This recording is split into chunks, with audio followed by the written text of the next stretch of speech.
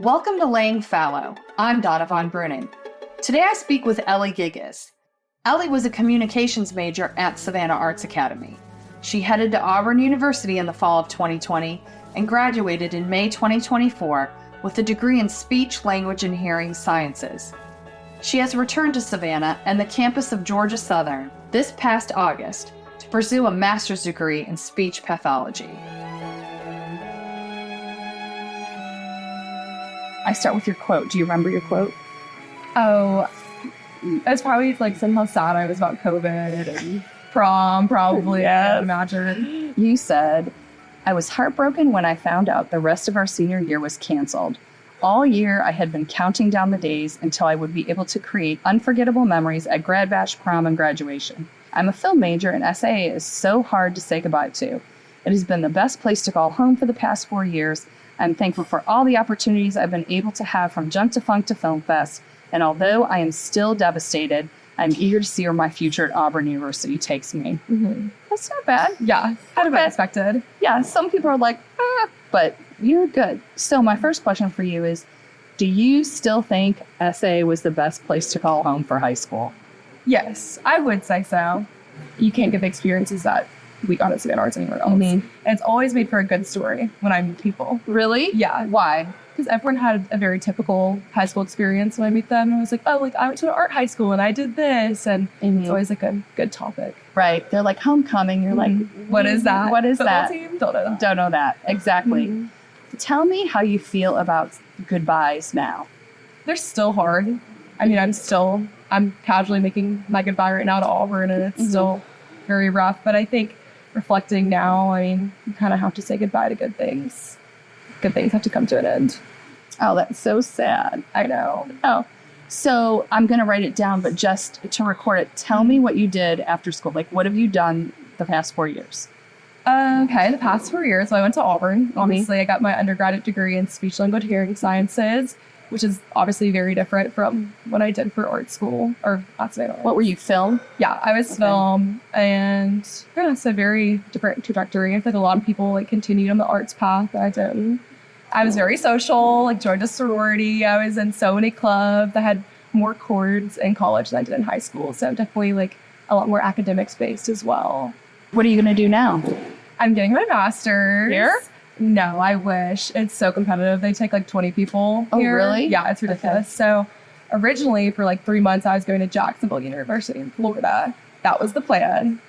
And then I got to Georgia Southern, and it was a very long conversation with my parents. Yeah. And I decided to go to Southern in Savannah. Okay, so you're going to move back. Yeah, which was not part of my plan at all. I did not want to go back to Savannah. Yeah. I hate saying that, but I didn't. I get that. Yeah, just like if you don't get out, No, you stay. But Yeah, I'm going back. And it was hard because I was going to Jacksonville and I had this idea of like a brand new future and a Florida lifestyle. yes, but I've got my own apartment and stuff, and I've met a few friends that are in my cohort, so I'm excited about it. So it's going to be a new start. It's not going back to like. And it's grad school. It's very different. Mm-hmm. Grad school's different. Yeah, I'm going to be so busy too. So the goal is to be a speech and hearing Speech pathologist is what I want to do. Got it. Probably Okay. in school. Perfect. When you were a senior in high school and you were thinking about college, tell me, has the journey of the past 4 years been what you thought it was going to be or not at all? Yes and no. I think the beginning with COVID, obviously, wasn't what I thought, like in the beginning of high school, what college was going to be like. I will say I was really lucky to go to Auburn. I feel like I had a lot more experiences here than most people. Like everyone at UGA did not have the same experience that I did here. Not. Would you say it was pretty normal? As normal as it could get. Yeah. Were you online? Tell me what you guys were doing. Yeah, I was online for the first semester. Second semester, still online, but I had a few in-person classes. I would say it really didn't get normal to my sophomore year, like 100%. What were the rules of the dorms or what have you? I had people in and out of my dorms, so we really didn't. I know at UGA, when I went and visited people, you had to like check. I mean, you couldn't have anyone, and you had to sneak in. So we didn't have to worry about that. I had people coming in and out, still went to bars. Yeah, what was Rush like? Oh, Rush was online. So that was on All Zoom. of it? All of it. Except for midday. So that was nice. But it was kind of hard to get a feel, I feel like, for these sororities sometimes. Yeah. Online. I'm obviously happy where I ended up. I think everything happens for a reason. But, you know, definitely like walking in the chapter rooms would have been nice. to get like a real feel. Yeah, and to see more, all the girls in one place. Mm-hmm. Tell me what your biggest loss of the last 4 years was. My biggest loss? And it could be anything. Some people obviously talked about losing people. Some people talked about losing parts of their personality. Mm-hmm. I lost my grandfather on midday. Oh. Which was hard because I remember calling my mom like so excited, and I talked for probably 45 minutes about like my sorority and like all the new friends I had met. And my mom was driving home because she was actually visiting her family, and she was like, yeah, we're actually leaving like South Carolina early. The grandfather passed away. Like my dad is my dad's father, and he was home alone. Oh, okay. And she was like, I didn't want to interrupt you. I wanted you to be excited and enjoy your day. And I wasn't allowed to go to the funeral. My parents wouldn't let me go. They were like, you need to, this is my first week of college. They're like, you need to stay here in your first week. And I had never lost a grandparent before. Did you have all 4 grandparents growing up? Okay. And I've always been close. I was going to say, were you close to him? Mm-hmm. Oh, so that was tough, huh? Yeah. And he was older. So I think it was expected. He'd always kind of been dying. Yeah, sickly. Yeah, throughout my life. But it was just like such a happy day. And then to hear that, I was like, well, now I feel kind of guilty for my happiness. But I remember going out to like a party that night with my friends, and I was just like, I felt so guilty. I was like, I don't like you should be here. And my mom was like, go have fun. Like, this is college. Like, you can't. Well, and you can't change it. Yeah, no. And I couldn't go back for the funeral, and there's nothing I could do. Yeah. And I think I felt a little guilty about my sister having to go to like the funeral too. And like, she kind of had to step in for me, and like all my cousins had their siblings with them, and she didn't. So that was weird. So she was kind of on her own. Mm-hmm. So what is that, walking through that grief, what does that feel like? Are you so far removed because you were at college that, you know, it didn't affect your day-to-day? So I think it did for a few months, just because it was like the first grandparent. I remember being so mad that night, or maybe it was the second night after it happened, because my friends had all brought like boys over, and I was like in my room upset, and they were being loud and obnoxious in the living room. And I was like, my grandpa just died. Like, how could you like go do this and be loud and obnoxious in the living room? But it's like, how's the world moving on? Yeah. And mine just fell apart. Yeah. And I mean, that was fine. Like, it wasn't their grandfather, and I was just kind of mad at the world. There's like little moments like that, but obviously I miss him, but I don't let it stop. So you'd say that was your biggest loss over the past 4 years? Yeah. The thing that hit the hardest. What has been your greatest lesson, your greatest personal lesson? How have you grown as a person? I had a leadership position in my sorority for 2 years, and I worked with an advisor who was not very kind. And I feel like it kind of taught me like how to treat people just because of how she treated me for 2 years. Really? Mm-hmm. I guess that would be.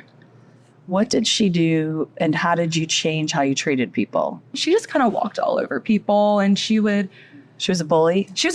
And it was like, you're the advisor, and I feel like you should be setting an example for everyone. And like, we were setting an example for her. And like, I don't know how much I can get into it, but it was just, I mean, she was a mean girl.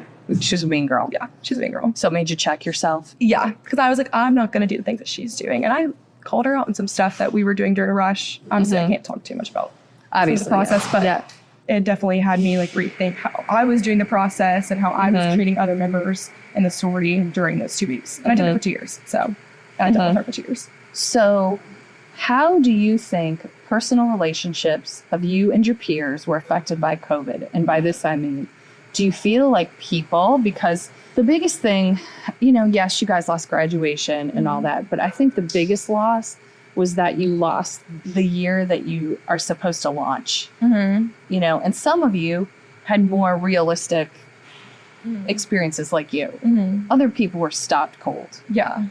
So like, for example, Grayson's school, they didn't let freshmen move in. Yeah. So there was literally nothing he could do to make it semi-norm. Yeah. So do you think because of that, because people got stuck or whatever, that they held on to personal relationships longer than they should have or would have because of COVID? Or you feel like it tracked pretty normal? I would say so. I felt like there was probably a lot of comfortableness in like personal relationships where you probably held on things longer than you should have, just because there was so much uncertainty in the world, I guess, and you didn't know what to expect. But also, I think it was different for me being here, because I didn't have. I was going to say, did you know anyone coming here? No. Okay, you came alone. Not a single soul. You were like Grayson, he didn't know a soul. But I wanted it that way. That's what he did too. Yeah, I didn't want to know anyone. And I think it sucked at first, like seeing like everyone at UGA, like they were all together, and I like wanted to be there at points, but I was like, you know what, like I'm so much happier like making like a new start and creating new relationships and new friendships. And I feel like it did me pretty well. Do you think the loss of, because you guys didn't have graduation or prom or anything like that. Yeah. So how do you think the loss of those milestone moments in high school, or even losing a true college freshman start, did it make you crave tradition more? Like, was your graduation here super important to you? Or were you just kind of like, meh, you kind of learned how to move on from it? I think seeing my graduation this year, I was like, oh, this is so special. I wish I got this in high school, but I like realized I really didn't miss that much. Like, I mean, it was fun. It was exciting. I never really had experienced that before, but I was like, I'm glad I kind of only did it once. Yeah, honestly. It didn't matter that much to you. No. So it doesn't make you like more appreciative of all the tradition. I mean, you're at a school where like tradition is huge. Yeah, it is for sure. So I know a lot of people at other schools don't even walk, which is like crazy. And my mom told me that because when her like friends' daughters went to Southern, and she was like, yeah, she didn't even walk. And I was like, what? Yeah. But I mean, I definitely am like a tradition girl. When I had my graduation, I was fine. I was like, you know what? Did they say anything about it at graduation that a lot of you, because I know a couple of people that I talked to at different schools, like Devon, they said at Georgia State, they kind of made a big deal out of it. They did at Grayson's. They made a comment that we understand that this is probably the first graduation you all had. Yeah. So we wanted to make it extra special. Yeah, they did. I don't remember. The only one you ever have. Yeah. I mean, you'll have another one, but a lot of people, you know. I don't remember, honestly. They might have like briefly said something, or like the guest speaker might have, but no, I mean, it was a big celebration. I mean, it was a lot of fun, but they didn't really mention it. I did a deep dive and tried to research, like, okay, you know, you're hearing about how COVID affected little kids, can't read, they don't know, whatever, you know. And there was a lot of research on like the class of 2020 college, because they graduated into a recession. There were no jobs. There was nothing on you guys, which I thought was kind of interesting. Yeah. There was a little bit about all the losses you had and trauma. They labeled it a trauma. The academics labeled it trauma. Would you agree with that term? Or are you kind of like, well, that's kind of strong? I could see like for some people it being a trauma. I think for me, no. But that's because of where I went to school. I had so many opportunities here. Like I still had game days, and you know, I had sorority functions. And was it normal? No. But I think those opportunities allowed you to move on. They allowed me to move on. I don't think I was like stuck in my dorm depressed and sad. Some people I'm sure were, but some of the stories I've heard have been hilarious and kind of sad. Tell me, what role does social media play in your life? And I ask this because when you guys got your phones, I don't know how old were you when you got your phone? Do you remember? 8th grade, something like that? Somewhere middle school. Yeah. But like Snapchat, Instagram really had just started. Yeah. They were baby formats. And then algorithms weren't developed. You weren't like, doom scrolling was not a thing. Yeah. And then people, I'm going to say Nolan's age and lower. Yeah. You know, so 20 and below, social media is very different for them and how they're growing up with it. So tell me your thoughts on social media and how you use it in your life. Well, one of the funny things is one of my best friends now, who I'm going to be a bridesmaid at her wedding, I met her through social media. So before I came to Auburn, she like reached out to me on like, it was like an Auburn class of 2024 page. And she was like, hi, I'm like Courtney. Like, I think we'd have a lot in common. I was like, yeah, whatever. Like, good to meet you too, whatever. On bid day, I felt a tap on my back and it was Courtney. And she was like, oh my gosh, are you a Zeta too? And I was like, yeah, like no way. So we like became best friends instantly. So I think there's a lot of positives to social media, like that example. But there's a lot of negatives. I think I definitely struggle with comparing myself to other girls. It's really hard sometimes, especially girls my age, and you see, I guess, the way they look or like what they're doing or what's on their body. Like, do they have designer or all of that? I think there's pros and cons for sure. I think it's starting to become a lot more cons than pros, unfortunately. Which ones do you use? I use Instagram, trying to get off the Snapchat. I feel like I'm getting too old for that. Aging out. A lot of you have said that they're like, yeah, I love Snapchat, but like I feel like that's like a dating app kind of. I don't need that. What else do I use? I'll use like Twitter, X every once in a while to get my like news, my pop culture news, because I love that. Are you on TikTok? Yes, I am on TikTok, but my phone is broken right now, and I can't get on TikTok right now because the app like offloaded. So it's been nice. I've had a TikTok break. And what do you use it for? You don't make TikToks. I do sometimes. Do you? Me and my roommates will do it for fun, but it's not. I have like 300 followers. I'm not like TikTok dancing or like we'll just do like stupid stuff. Yeah, just because it's fun. Yeah, and like it's just my friends that follow me, and they'll like and comment and laugh about it. But that's it. I know a couple people said they use it like Google. Or really?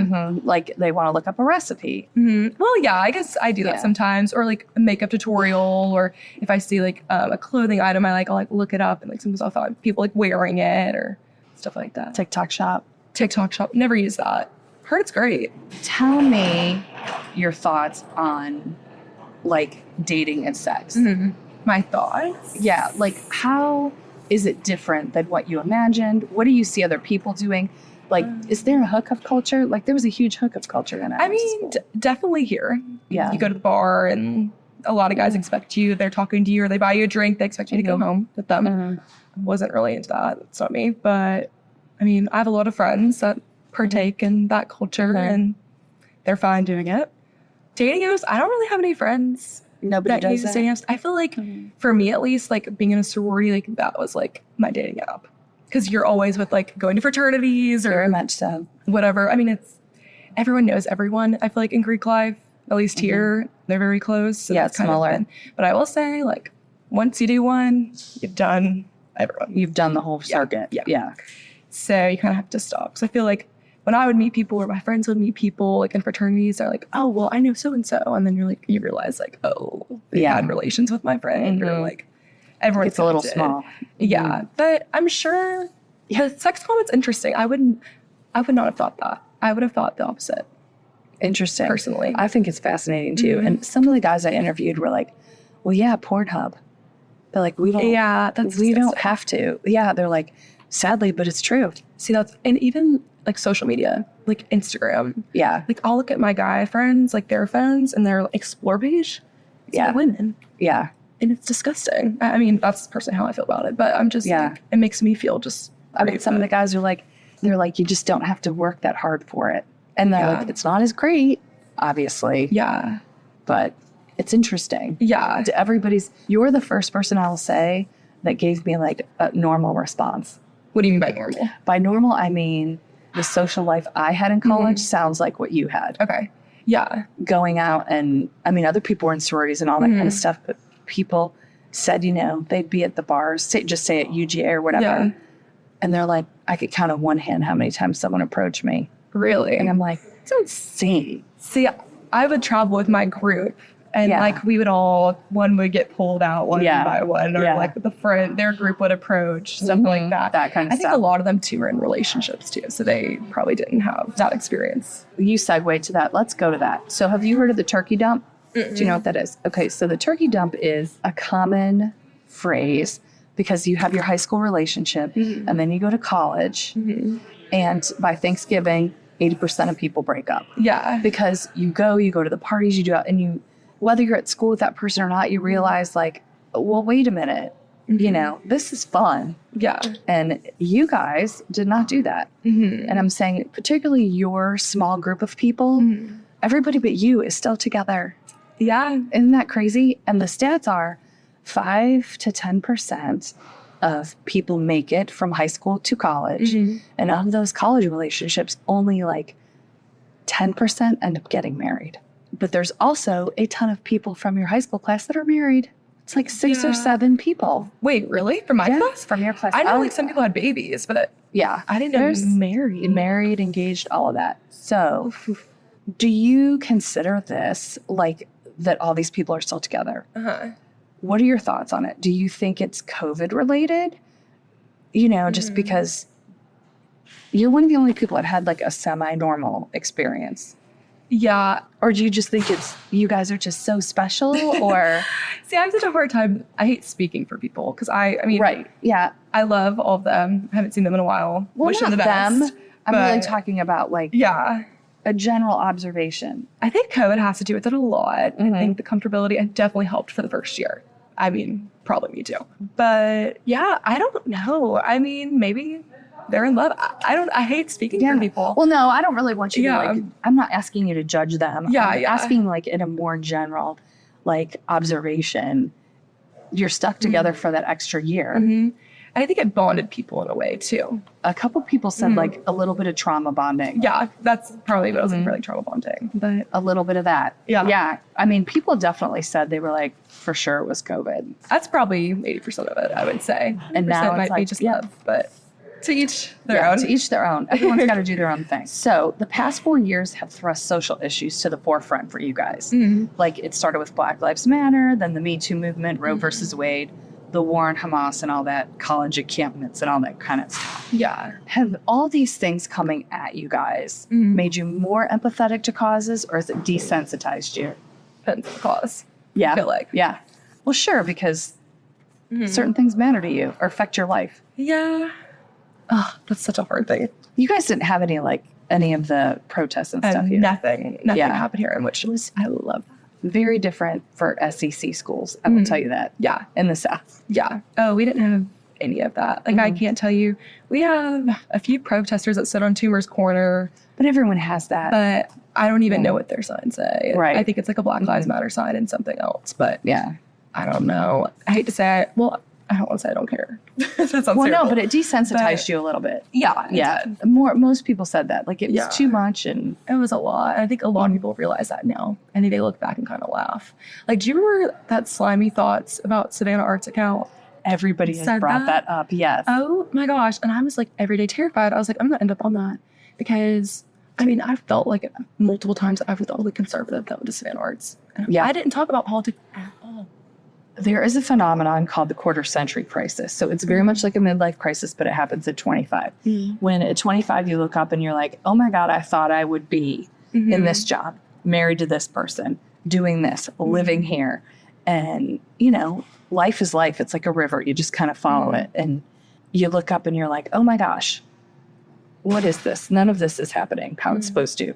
Do you think because you guys experienced COVID and all of that, that you're more apt to have a quarter century crisis, or because you kind of got stalled a little bit that you had some more time to figure stuff out?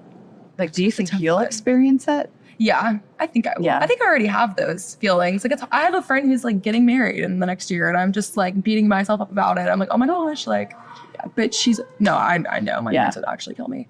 But I think, I already do that. I'm like, oh, I should be doing this. I should be here. Yeah. And I'm like, why am I not? But I think that's just my Definitely. anxiety. A couple people were Yeah. like, does it start now? Because I'm feeling it right now. Yeah, I feel it now. So Well, and yeah. because you guys just graduated too.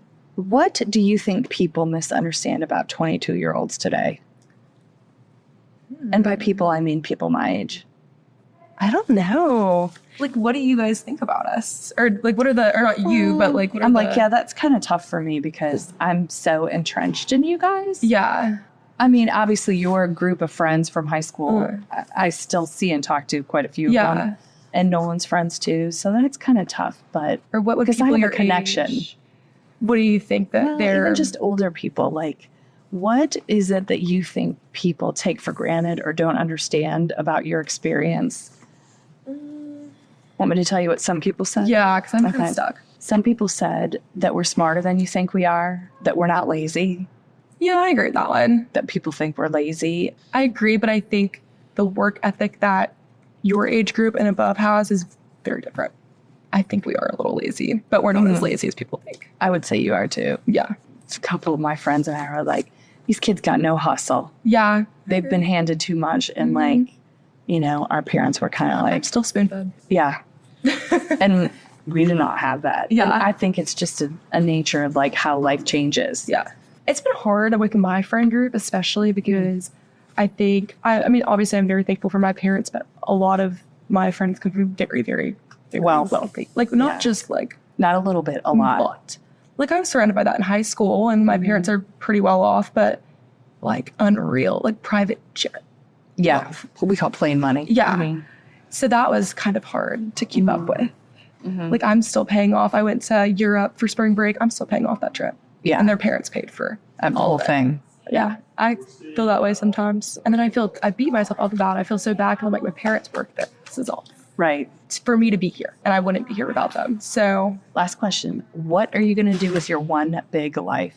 Oh gosh, when you look at the whole span, which I know it's hard for you to imagine that one day you're going to be 50. Yeah, I hope to be a successful speech pathologist. Mhm. That's the dream. Definitely want to have a family. Like I'm very like family oriented. A lot of kids, little kids, a lot. Yeah, like 3 to 4. I feel like I want a big family. Yeah, I just want the white picket fence. I feel like Yeah, the good old American dream. yeah, that's definitely me. Just Where do you want to live? Southeast coast. I feel Yeah. like I'd love to be in like Charleston. Oh, overrated. It is a little overrated. I Yeah. love Auburn. I've thought Yeah. about it. I wouldn't stay here right now. You need to go. I need to go. But I think when I like have a kid or two, I could see myself coming back here. It's very How's it being away from the water, though? It stinks. I love the water. Yeah. I went to the beach like 2 weeks ago and it was so nice to be back. Mhm. But I was in the Gulf Coast, so very different. Very different. Very I pretty. could see myself in Florida, Uh-huh. maybe. I don't know. I'm excited. I like that it's a big question mark. It is a big honestly, question mark. which usually makes me nervous. Yeah. So when you say you want to be a successful speech pathologist, what does that mean? I guess ideally, I want to it's going to take me a while to get there. Yeah. So I have to get my master's and then I do my clinical fellowship, which typically takes a year, could take longer. And then that could be wherever. But I guess ideally, I want to be in a school system, maybe move on to my own practice. Kind of depends. The only thing about the school system I've thought about is if I have kids that I can kind of like work around their schedule. Well, I can. That's a good mom job. But yeah, I guess G-Stop. I don't know. It's very simple. So you want to work? I want to work. Yeah. Yeah. I don't think I could sit at home and be a housewife. Unless you had plain money. Yeah. Then maybe. Maybe. I could do like telehealth online. You could figure something out. But Perfect. I don't think I want to work in a hospital. It might change whenever I start my clinicals. Yeah. Like that could definitely change. Yeah, but definitely. When you get in there and you experience it, Mhm. you get a feeling Yeah. one way or the other. I start clinicals in August. Oh, I'm so scared. But yeah, I have to do like half in the hospital, half in the school system. But I always like being creative, obviously. So that's kind of why I'm leaning towards school and like being with kids. The hospital stuff is sad. Yeah. I really want to work with stroke patients. Kids are sad too. They are. So awesome. I know. Anything Very else? simple future, I feel like, but No, I don't think it's simple. Yeah. That's going to be more complicated than you think it is. probably. I feel like a lot of people probably have big aspirations and dreams, but that's mine. Still be close to my family too. Again, I said I'm so family oriented. I don't ever want to lose, I guess, the tightness I have with my parents and my sister. And they're in Savannah, right? Will they stay? I don't know. Yeah. I don't know. Maybe. Depends. My mom just opened up her own private practice, her own therapy private practice. So I think that's kind of changed. Is she a the game. speech pathologist? No, just therapy. She's Just a therapy. counselor. Yeah. Oh, I didn't know that. Yeah. So she works with like mental health, all these Yeah. issues. Oh, But yeah, I think if she hadn't done that, they would have been out. Yeah. I think they would have been out if me and Amber didn't go out of state for college. I think we messed up that plan. I think the plan was to go to Florida. You probably did mess that up. Yeah. My bad. I'm sorry. That's all right. Awesome. Thanks, Ellie. Of course. Thanks for listening to Laying Fallow. Be sure to listen to the rest of the episodes, and to learn more and see the portraits from both 2020 and 2024, head over to my website, www.donnavonbruning.com, or to my Instagram, @DonnaVonBruning.